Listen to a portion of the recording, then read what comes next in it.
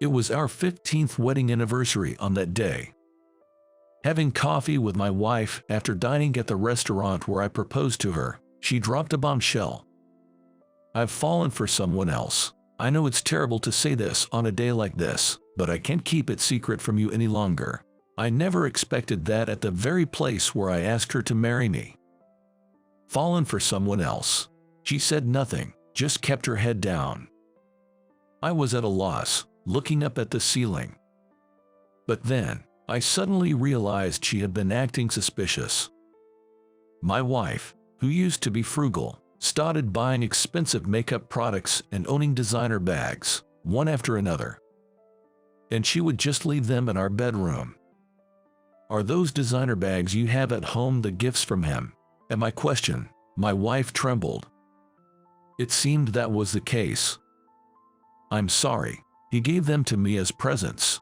We were just friends at first, but we both realized we were serious about each other. I don't know if I'll end up with him, but I can't stay with you, feeling like this. The word divorce crossed my mind. She was in love with someone I never met. Didn't she vow to stand beside me for life's ups and downs? After her confession, everything seemed pointless. I felt like an idiot and didn't even feel like getting angry at her. Fine, let's split up. I don't want to know who you're in love with. I don't even want to talk to you. Don't you ever show up in front of me. My wife nodded silently at those words. I sighed deeply, took some money out of my wallet, and put it on the table. I don't want you coming home with me. Just go straight to your parents' house. I'll send all your belongings later. But I just need some time alone. I can't stand to see your face right now. Hearing that, my wife grabbed the money I left on the table. And she quickly left the restaurant. After she was gone, I took a sip of the cold coffee, feeling empty. She was someone I wanted to spend the rest of my life with, but sadly, I'll never see her again. She broke my heart and shattered it into pieces. That was the night I parted ways with the woman I loved. Soon after, I sold our house and moved into a cheap apartment. I used work as a convenient excuse for not taking care of myself. I would eat takeaways almost every night as I had no time to cook for myself. My shirts were always wrinkled as ironing was time-consuming. I would often sleep over in the office as I couldn't be bothered going home. One day, my boss, Bob, called me in his office. Listen, ever since your wife left, your life's been a mess. I'm sorry, maybe I should find myself a new wife. I joked in response. A new wife? All right, I'll find one for you. Actually, there is a girl I've been meaning to introduce to you. What? She's a relative of mine, a really nice girl. Wait a minute, please. Bob wasn't listening to me and was already making a call on his cell phone. Hello, Emily. Are you available to talk right now? I was stunned as Bob, even over the phone, cheerfully chatted with her in front of me. Great. Can you come over tomorrow morning? After hanging up the phone, Bob looked at me with a big smile. Her name is Emily. She'll stop by your house tomorrow morning. I've given her your address. Why don't you ask her to make breakfast for you?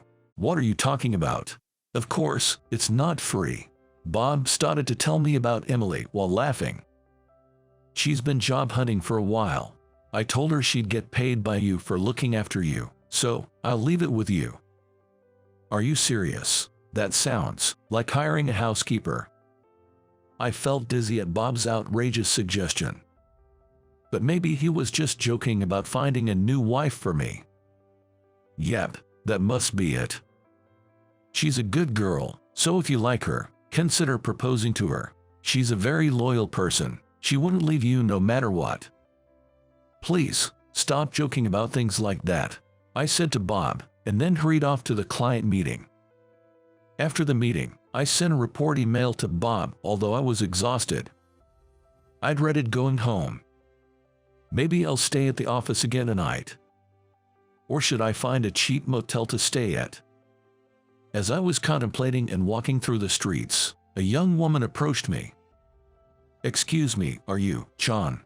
Yes, I am. And you are. Nice to meet you. I'm Emily, Bob's relative. She was the woman Bob called earlier today. Nice to meet you too. But how did you find me here? I was so confused that I didn't know what was going on. Uncle Bob told me you'd be around here somewhere. I happened to be nearby, so I thought I'd come to say hello. Looking forward to working for you from tomorrow, she said with a smile. I could only smile back wryly. Then, the next day, "Good morning, John." She appeared at my front door.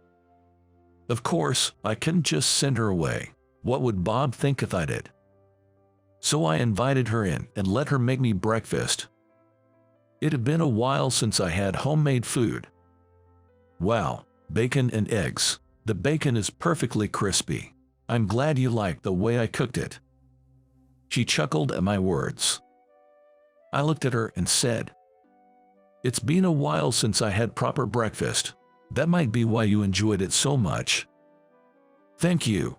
I felt a sense of happiness and contentment. It's been so long since I've had such good food. You're just exaggerating. No, really. $10 an hour is not enough for this. I should pay you more. No, the current rate is good enough for me. But that doesn't feel right to me. At my words, she slowly shook her head. I'm unemployed at the moment. I can improve my cooking skills by doing this and even get paid for it. So I couldn't, and I wouldn't ask for a pay rise, she said with a bright smile. By the way, why did you agree to look after an old guy like me? Her expression changed instantly. She turned her face away from me and gave a strained smile. That's because I just admire someone like you, John. That's nice to hear, but I could tell she was lying. Her gentle demeanor became rather tense now. I felt something wasn't right. Is there something you're hiding from me? No, not at all. After saying that, I'm sorry. She suddenly raised her voice. What's wrong? I had absolutely no idea why she apologized to me. The truth is, the man your ex-wife fell in love with was my father. What? My father left my mother to be with your ex-wife. Since then, my mother has been mentally unstable, needing someone by her side. I quit my job to stay home with her. I was at a loss for words. So, Emily was the daughter of the man my ex-wife fell in love with. Unbelievable. It seemed that her father disappeared soon after I had the last conversation with my ex-wife at the restaurant on our anniversary. What a selfish man your father was. Instead of leaving you and your mother the way he did, he should have had discussion with your mother and get everything sorted before he started a new life with someone else. I felt sorry for Emily, who was looking anxious. I don't know what Bob was thinking when he thought of her as my potential wife, but this was just too much. Why did you agree to do this? I wanted to apologize. Apologize for what? You haven't done anything wrong. She shook her head. If I had stopped my father from seeing your ex-wife, you wouldn't have had to go through the divorce. My mother always blames me for not stopping him. Tears rolled down her cheeks. At that moment, I found myself hugging her tightly. John, I'm sorry, but let me say this. Stop blaming yourself. What your mother says is wrong. It wasn't your fault. Thank you. She cried quietly in my arms. I was sad, but at the same time, I felt anger towards her father, who abandoned such a devoted daughter just to be with someone else and never returned. Emily, you didn't do anything wrong. The one who is to blame is your father. He should have taken responsibility for his actions. She looked at me weakly. I just don't know what to do anymore. My father's gone, and my mother blames me for what happened. You don't have to do anything. If it's too hard for you to be at home with your mother, you can stay at my place. Thank you, but I really shouldn't impose myself on you, she said hesitantly. That was when I came up with a brilliant idea. Would it be all right if I met your mother? My mother? Emily looked surprised. Yes, maybe your mother needs someone to talk to and to share her feelings with. I think I can help her out because I know exactly what she's going through." "You are probably right," Emily agreed. I was certain that her mother and I would understand each other very well. Or that was what I thought anyway. A few days later, I met Emily's mother, Sharon, and we talked about many things. I always knew it wasn't Emily's fault, yet I took it out on her. I never thought there would be someone out there who could empathize with me. When we're overwhelmed with our own issues, we tend to forget others are there for you. Sharon nodded weakly at my words. "Thank you so much for coming today. I shouldn't be staying home all day, crying and feeling sorry for myself. I may just start looking for work. That would be better for Emily too." "I agree. Maybe going somewhere with your daughter for a change of scenery would be good. She's been troubled ever since her father left." As we spoke, Sharon hesitantly continued. "I know it's a bold request, but would you be kind enough to take her out? I've hurt her so much that I should distance myself from her while I get my life sorted." Looking at her sad smile, I suddenly had an inexplicable feeling of sorrow. "I understand. If there's anything I can do, just let me know." "Thank you," she smiled at me.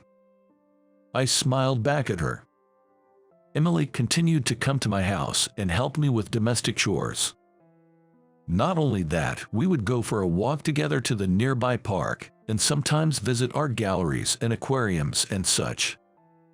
Gradually, she began to spend more time at my house. And we ended up getting married.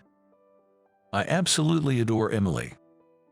Sharon, who had reconciled with her, was very happy to see us together. Today, the kitchen is filled with the aroma of Emily's cooking. The sound of her chopping food with a kitchen knife was music to my ears. She happily said to me, "I never thought I'd be your wife." I'm surprised too, to meet and marry someone 20 years younger than I am. I thank Uncle Bob for his crazy idea. Without that, we wouldn't have even met each other. Yes, I do too. Bob introduced Emily to me, thinking that two people abandoned by their family or partner would be able to understand each other, and that could help recover from the pain caused by the desertion. But he never expected us to get married. Life is really unpredictable. Bob said, laughing. Maybe we should ask Bob to make a speech at our wedding. That's a good idea, Emily said with a big smile. I smiled back at her.